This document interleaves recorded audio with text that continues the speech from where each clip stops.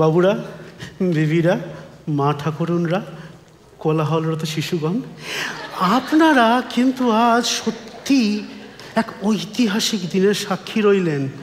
1884 সালের 21শে সেপ্টেম্বর। এদিন এই বিনোদিনীর প্রতি ঠাকুরের আশীর্বাদ শুধু একজন বিশেষ শিল্পী নয়, সমগ্র নাট্য জগতের যত নটনাটি তাদের সকলের এক উন্নয়নের পথ, তাদেরকে এক নতুন আলোর পথ দেখিয়েছিল। হ্যাঁ, তাই আজও বঙ্গ রঙ্গমঞ্চের সমস্ত অভিনেতা অভিনেত্রীরা প্রাণের ঠাকুরকে পুজো করে ভক্তি ভরে। যা হোক, এবার আমাদের অন্তিম গন্তব্যে, জমিদার বাড়ির অষ্টমীর সন্ধে। হ্যাঁ, মনটা খুব ভালো আজকে। চারিদিকে গ্যাস বাতি জ্বালানো হয়েছে। আরে বাবা, মানে গ্যাস বাতির আলো যেন শরতের জোছটাকে ঠাট্টা করছে। হ্যাঁ, দেখুন ওই দরজার দুদিকে পূর্ণ কুম্ভ এবং আম্রসার দেওয়া হয়েছে। আতরের উমেদাররা শিশি হাতে বাবুদের পেছন পেছন ঘুরে বেড়াচ্ছে। আর ওই ভাগ্নে বাবুরা নতুন জামা পাজামা পরে খুব পররা নিচ্ছেন। এই শুনুন, সন্ধ্যারতির সময় হয়ে এসছে। মা ঠাকুরুনরা, আপনারা সন্ধ্যা আরতি শুরু করুন।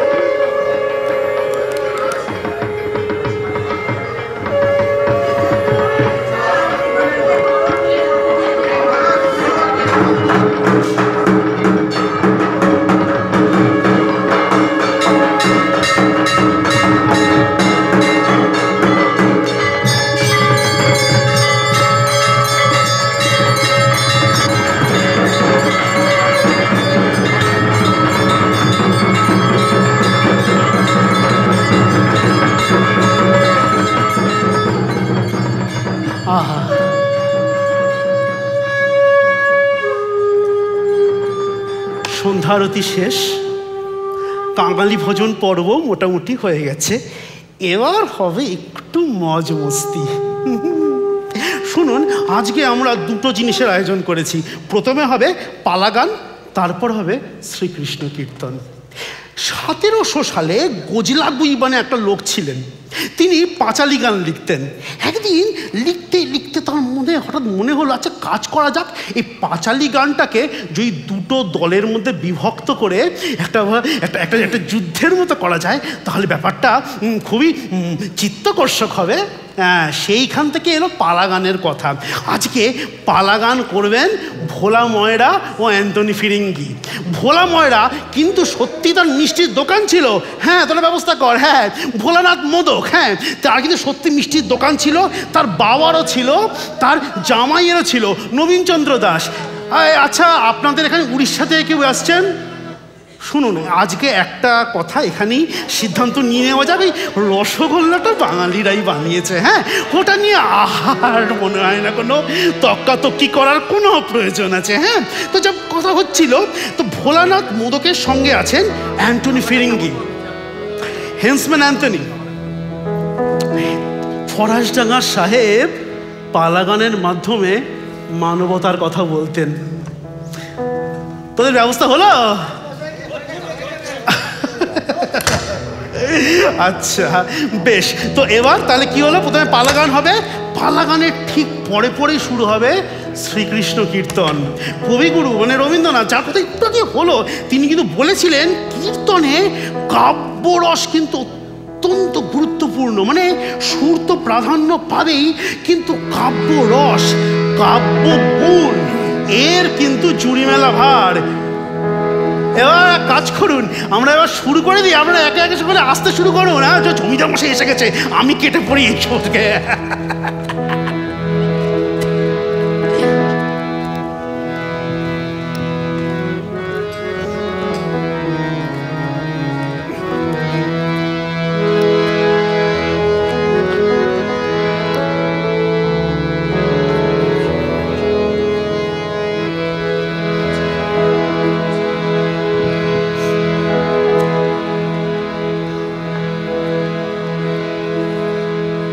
কি শ্রীরামপুর থেকে ম্লেচ্ছ অ্যান্টনি ফিরিঙ্গি এসেছে তোমার সঙ্গে লড়তে? ভোলা, বাগ বাজারের সম্মান রাখার দায়িত্ব আজ তোমার কাঁধে।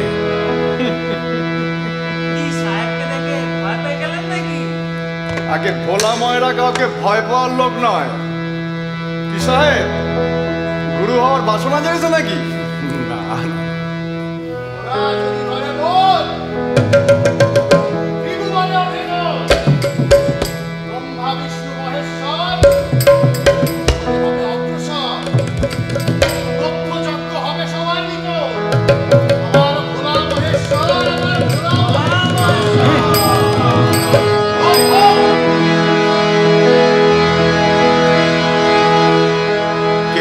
করছেন ব্যারিস্টারি, কেউ বা করছেন ম্যাজিস্টারি, আর এলেমের জোরে কেউ বা করছেন জজগিরি। আরে বেটা, এ বেটা পুজোর বাড়ি, পুজোর লোভে নাচতে এসেছে। এ বেটা পুজোর বাড়ি, এ বেটা পুজোর বাড়ি, পুজোর লোভে নাচতে এসেছে। পেদুর ফিরিঙ্গির বেটা, পেরু কাটা, পেদুর ফিরিঙ্গির বেটা। বেটা ছিল ভালো, সাহেব ছিল হলো বাঙালি, আর কবির দলে এসে মিলে পেটের কাঙালি। জন্ম যেমন যার, কর্ম তেমন তার। এ বেটা ফেরের ফেরে নিমক ছেড়ে কবির ব্যবসা ধরেছে, কবির ব্যবসা ধরেছে। অধিকারের প্রশ্নই যখন উঠল, তখন বাবু মশাইরা মহাবীর কর্ণের কথাতেই বলি। দৈবায়ত্ত কুলে জন্ম হলেও পুরুষত্ব আমার হাতে। শাস্ত্র পাঠ করলেই যদি কবিয়াল হওয়ার অধিকার পাওয়া যায়, তাহলে আমি বলতে চাই শাস্ত্র আমি পড়েছি। আর সাধু সঙ্গ করলেই যদি সেই অধিকার জন্মে, তাহলে আমি বলবো স্বয়ং নায়ক মশাই সঙ্গ লাভ করে আমি ধন্য হয়েছি। বাহ বাহ,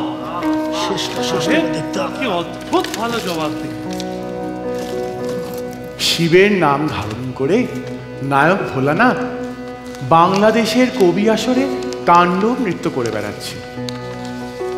ভগবতীর শক্তি হতে শিবের উৎপত্তি। তাই আজকের আসরে ভোলানাথকে আমি জিজ্ঞাসা করব, যে শক্তি হতে উৎপত্তি, সেই শক্তি তোমার পত্নী কি কারণ? ওহো দেখি ভোলানাথ এর বিশেষ বিবরণ। সমুদ্র মন্থনকালে বিষ পান করেছিলে, তখন ডেকেছিলে দুর্গা দুর্গা বলে, রক্ষা করো আপনি। সেই দিন কি ভুলে তাহারে বলেছিলে জননী? কি বলে সব?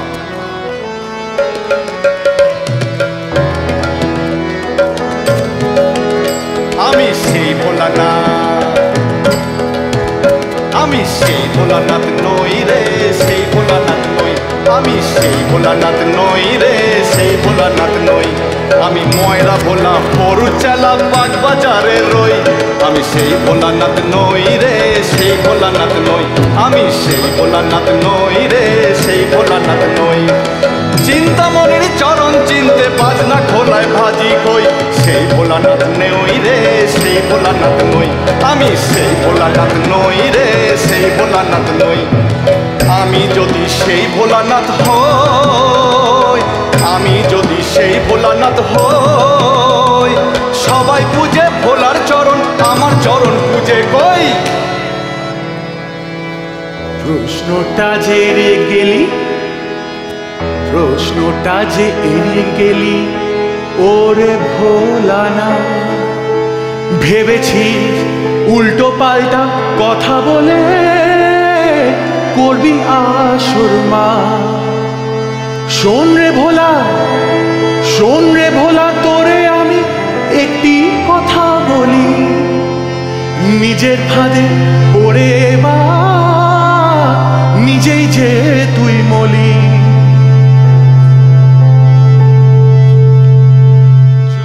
জয়া যোগেন্দ্র জয়া, অসীম দয়াতা, সেই চরণে ঠাঁই নিস তো, তবেই হবি পার ভোলা, তবেই হবি পার।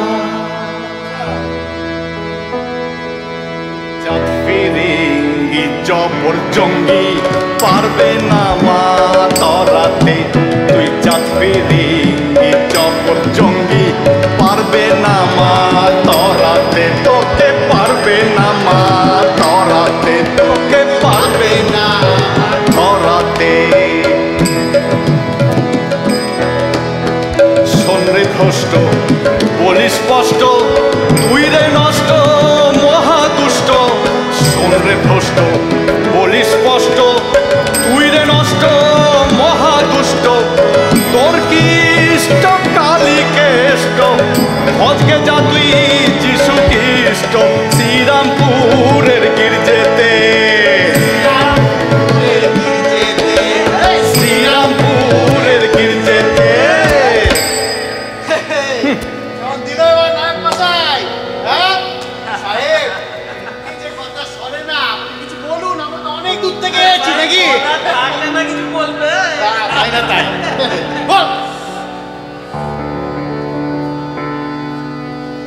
সত্য বটে,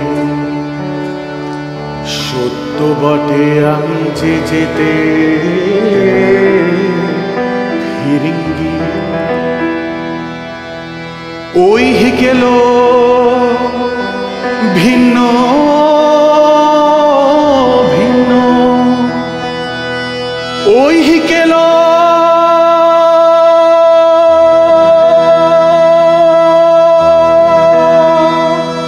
ভিন্ন ভিন্ন, অন্তিমে সব একই, অন্তিমে সব একই। অদ্ভুত অদ্ভুত, বাহ বাহ সাহেব, ওই হিকে লোক ভিন্ন ভিন্ন, অন্তিমে সব একাঙ্গী।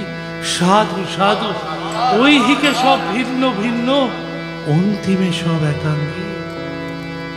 সাহেব, তুমি কোন ভিন্নে সাহেব? ওই হিকে সব ভিন্ন ভিন্ন, অন্তিমে সব।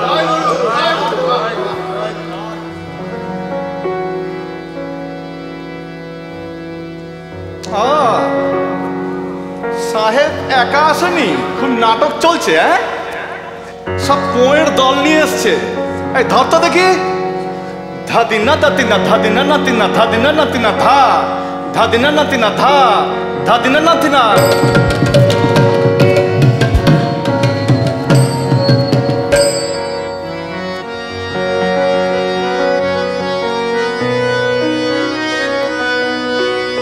আরে দারো গাড়ি চেয়ে দেখছি চৌকিদারের হাঁক বেশি, সূর্য থেকে বালির তাপ অধিক যে ভাই কোন দেশি। দারো গাড়ি চেয়ে দেখছি চৌকিদারের হাঁক বেশি, আর সানাই খানা গর্জে যত তর্জে রে তার পোয়ের দল। বাচ্চরও দাঁড়িয়ে বলে হ্যাঁ এখানে হাঁটু জল, হাঁটু জল।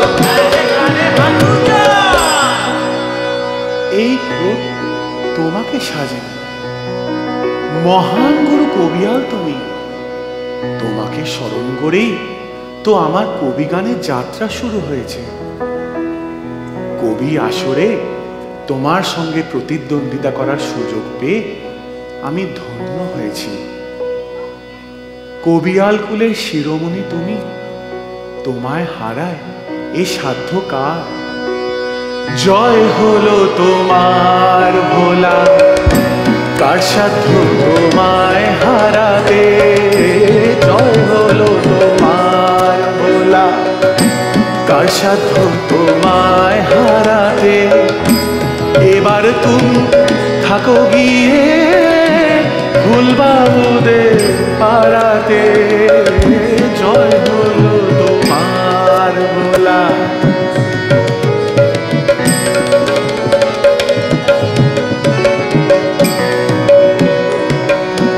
স্বয়ং বিদ্যাসাগর মশাই তোমায় ঠাঁই দিয়েছে মাথাতে। স্বয়ং বিদ্যাসাগর মশাই তোমায় ঠাঁই দিয়েছে মাথাতে। তোমার মতো কবি কে আছে কলকাতাতে? কে আছে কলকাতাতে? আমার জন্য থাকুক না শুধুই কাটার জ্বালা, আমার জন্য থাকুক না শুধুই কাটার জ্বালা। সবার মাঝে তোমার গলা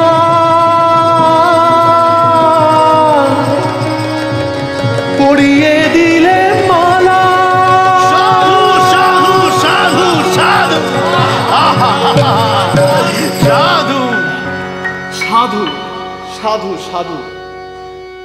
আমি আরো বলি, এ জয় আমার নয়, এ জয় মহাকবি অ্যান্থনি কবিয়ালের জয়। যে মর্যাদা তুমি আমাকে গুরুর আসনে অধিষ্ঠিত করে দিয়েছো, আমি সেই গুরুর আসন থেকেই বলছি, এ জয় ভোলা ময়রার জয় নয়, এ জয় মহাকবি অ্যান্থনি কবিয়ালের জয়। এ জয় মহাকবি অ্যান্থনি কবিয়ালের জয়। জয় জয় সাধু সাধু। মহান শিষ্যের কাছে আমার হার মেনে আজ আমার বুক ভরে গেছে, আজ আমার বুক ভরে গেছে, আজ আমার বুক ভরে গেছে।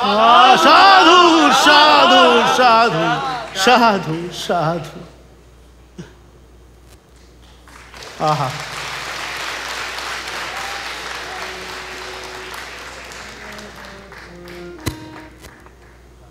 এবার কিন্তু কীর্তন পরিবেশন হবে নাকি? হ্যাঁ হ্যাঁ, কীর্তন কীর্তন দিয়ে শেষ হবে। হ্যাঁ, আমরা কেউ থাকবেন, কেউ কীর্তন কীর্তন কীর্তন তো আরে হ্যাঁ।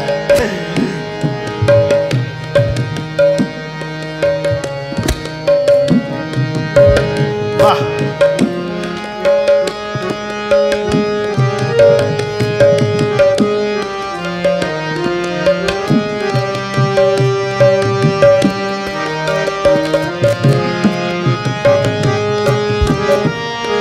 এত বড় জমিদার বাড়ি, মাত্র 3টে লোক।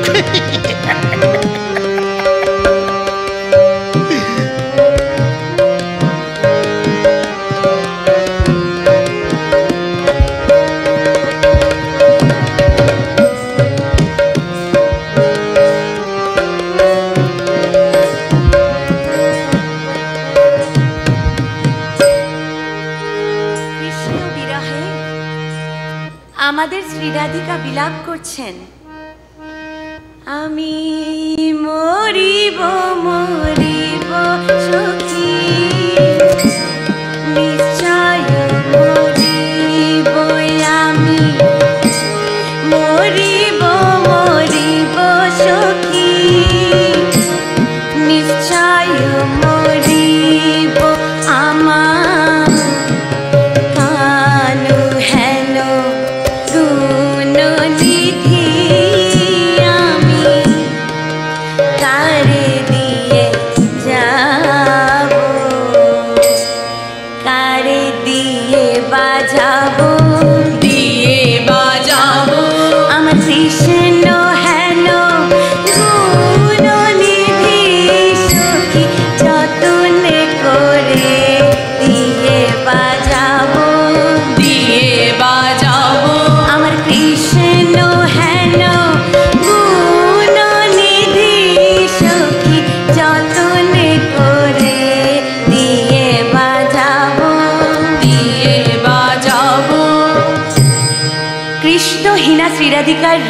হয় সূর্য চন্দ্রহীন আকাশের থেকেও অধিক অন্ধকার।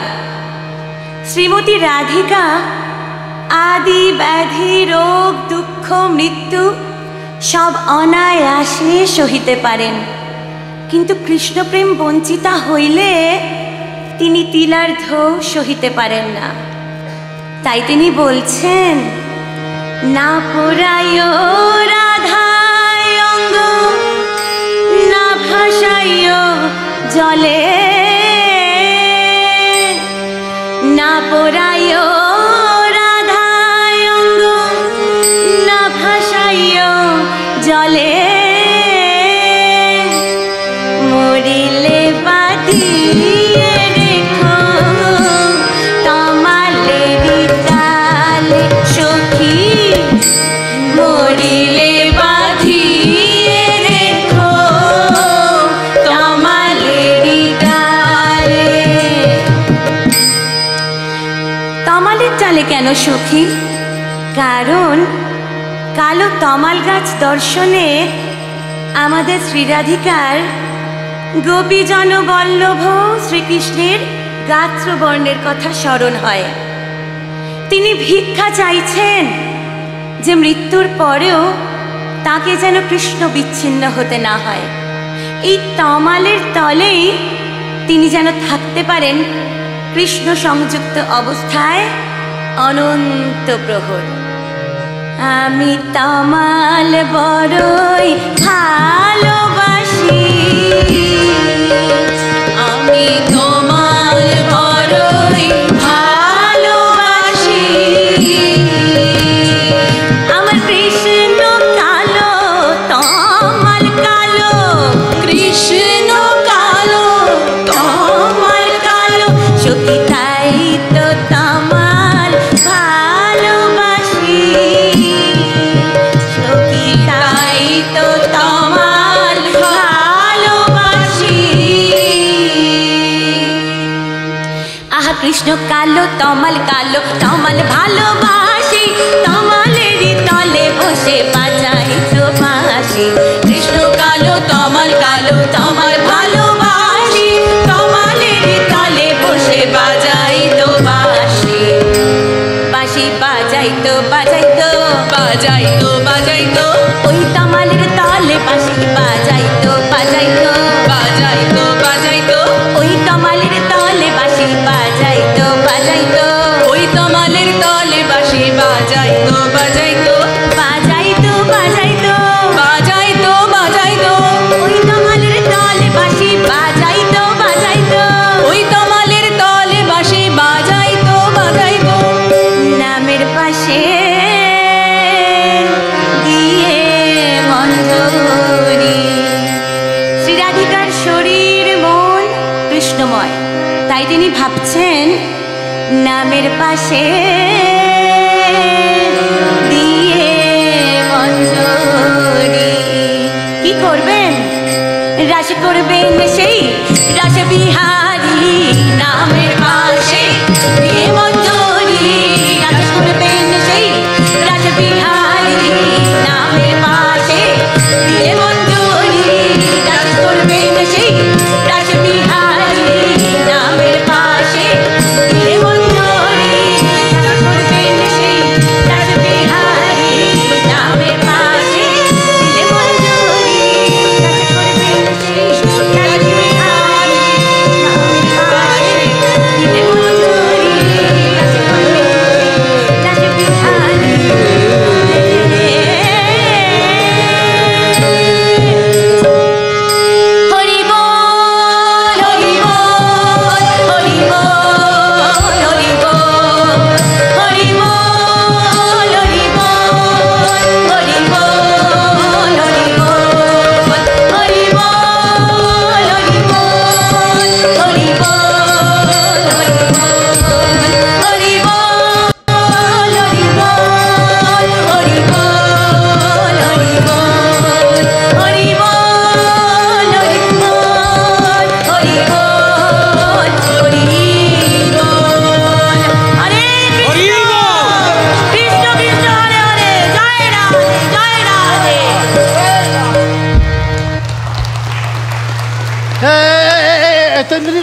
আপনারা যান মা ঠাকুর রায়, তুমি তুমি তুমি তুমি এদিকে এসো, এখানটা এসে দাঁড়াও, আসো,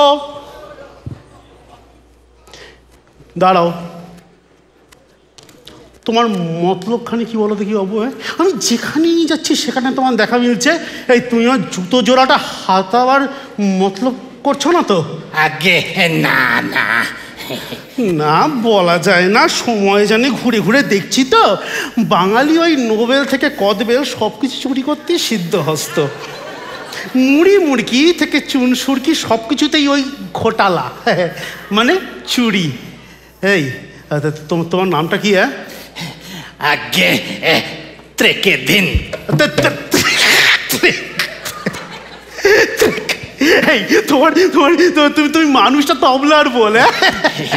আগে যখন শরীরে ছিলুম তখন এই তবলা আর এই বায়াটি সর্বক্ষণের সঙ্গী ছিল। তো শরীরে শরীরে ছিলে? তুমি কি তেলাদের একজন নাকি? আরে আপনি একেবারে ভয় পাবেন না, আমি নিজেই দিলাম পিছু। কেউ দাবড়িয়ে কথা বললে ম্যালেরিয়ার কাঁপুনি লেগে যায়।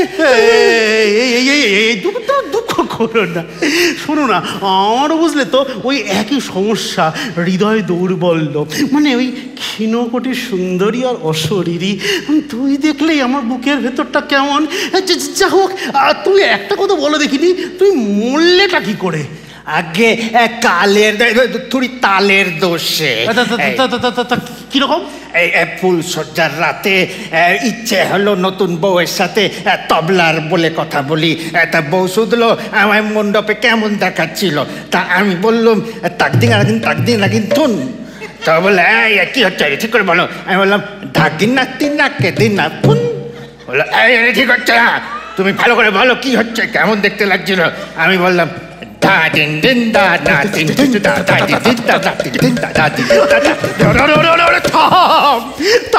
তুমি তো আমার মাথা ধরিয়ে দিলে, মনে হচ্ছে তোমার মাথাতেই আমি টুকটুকি বাজাই। আগে আমার বউ এই বলেছিল, শুধু বলেনি, একটা বড়কা কাঁচারের জামবাটি নিয়ে আমার মাথায় মারলো।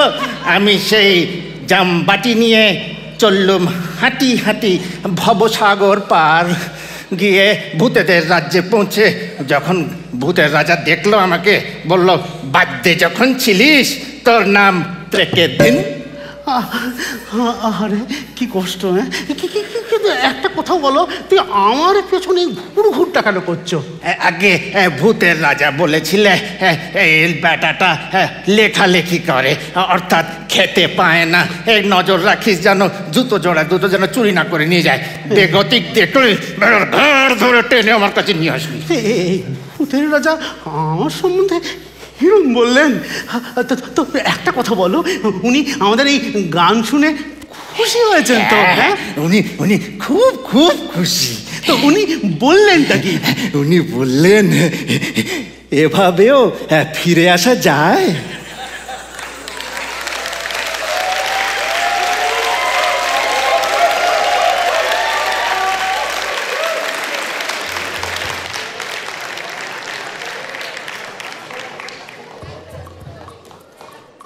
বিএজিসি পরিবেশিত অদ্ভুত